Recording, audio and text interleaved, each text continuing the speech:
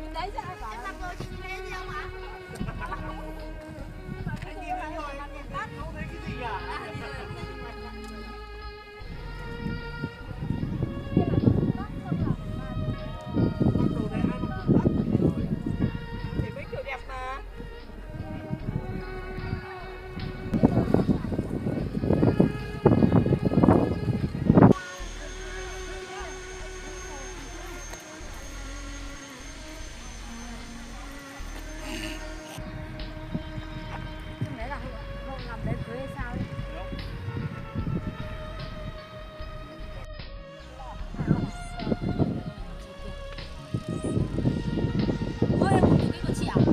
Em bấn suốt từ nãy đến giờ là chị hơn nhưng mà không biết có được không. Không có tiếng chuông mà, tiếng chuông hay sao mà?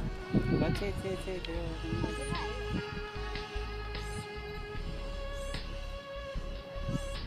Làm tạo cái dáng gì nữa đi.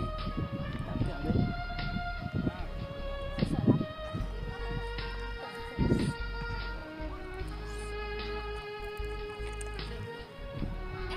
Sợ không dậy được mà anh hai bạn dưới đây chụp tiếp.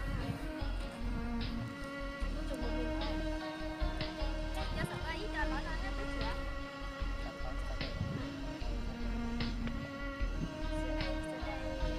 Sợ lắm thì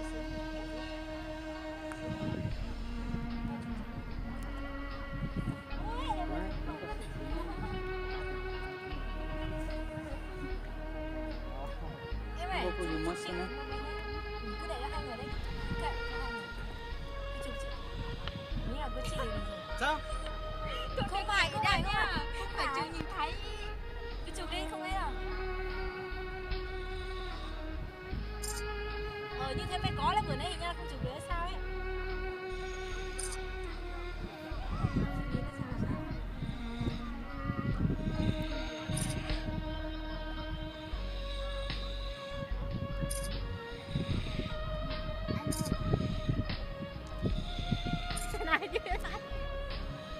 Được rồi. Thôi thì thôi sợ em Rồi nhiều. Rồi.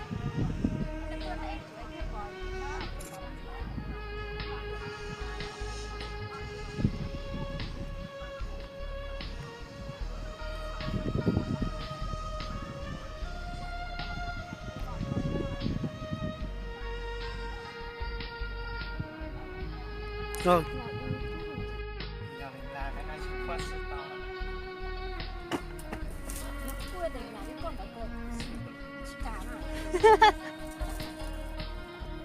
này đừng có mà quay cái kiểu đấy sao chứ chị chết mất rồi em à. Xuống đi.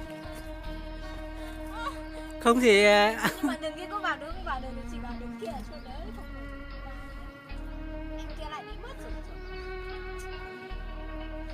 Đơn tưởng nào của chị.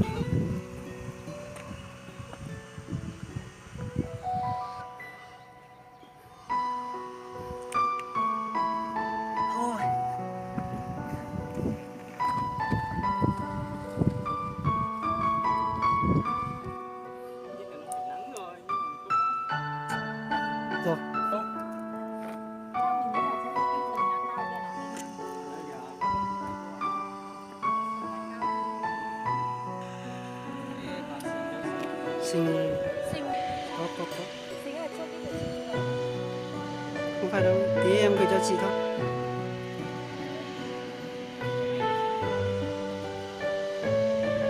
Rồi nhiều. Rồi chị chọn cái nào đấy? Đi lên. Cái liền. Đây vào thì vào đi. Đi.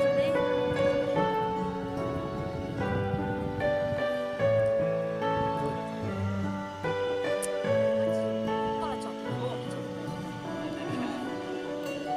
Rồi hai cái liền. Cái đấy cho nhìn nhau. Rồi. Em chọn cái nào cho anh nhé.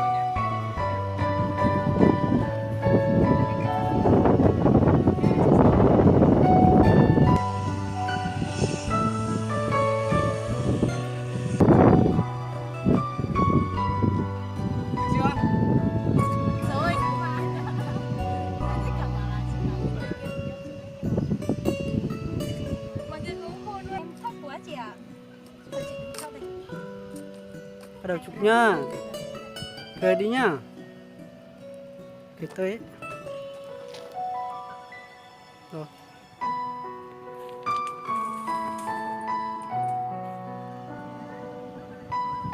Vào. Ngay không, chị thấy bữa nay này ông nói là Valentine mình không được đi, hôm nay là mình đi time với chân ngày đấy. Đi làm mà, đi làm thì xong rồi em siêu kiểu cái này này. Rồi chụp cái này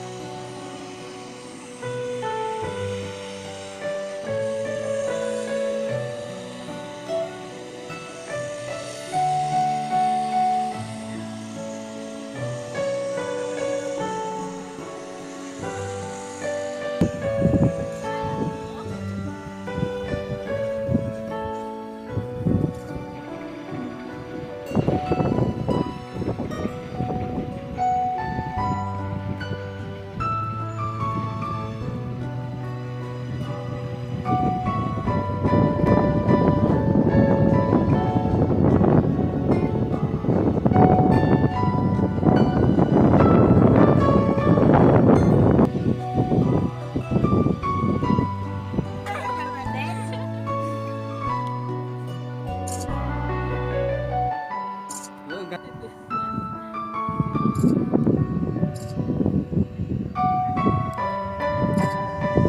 Hay quá. Hả? phải cân mua bò giữa chứ. Chẳng một bờ. Hay là bỏ áo sữa đi nhỉ?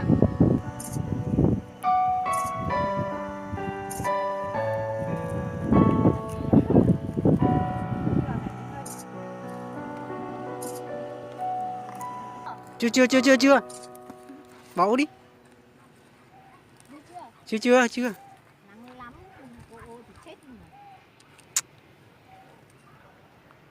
Trời ơi, điện nhá quật đất luôn rồi. Rồi. Từ nhá. Chưa. Quá ai nhỉ?